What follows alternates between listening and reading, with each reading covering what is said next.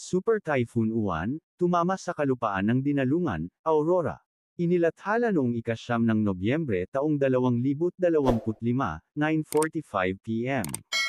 Tumama na sa kalupaan ng Dinalungan, Aurora ang sentro ng mata ng Super Typhoon Uwan, ayon sa ulat ng Pambansang Ahensya ng Panahon nitong Linggo ng gabi. Sa pinakabagong update ng Philippine Atmospheric, Geophysical and Astronomical Services Administration, PAGASA, sinabi nitong tumama sa lupa ang bagyo bandang alas 9 GMT ng gabi sa Dinalungan.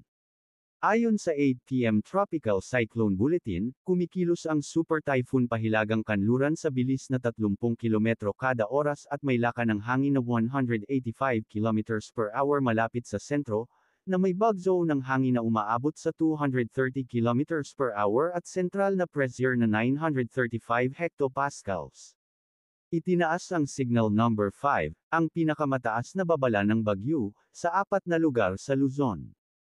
Timog bahagi ng Quirino, Nagtipunan. Timog silangang bahagi ng Nueva Vizcaya, Alfonso Castañeda, Dupax del Norte, Dupax del Sur. Hilagang silangang bahagi ng Nueva Ecija, Bongabon, Caranglan, Pantabangan. Hilaga at gitnang bahagi ng Aurora, San Luis, Baler, Maria Aurora, Dipakulaw, Dinalungan, Kasiguran.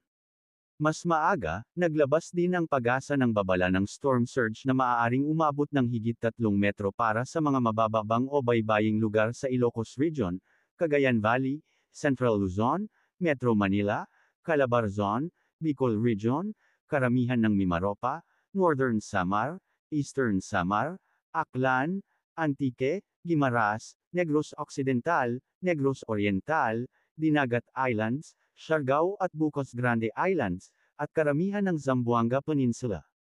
Matatandaang nagpadala na ng storm chasers ang PAGASA sa Aurora bago pa man tumama ang bagyo.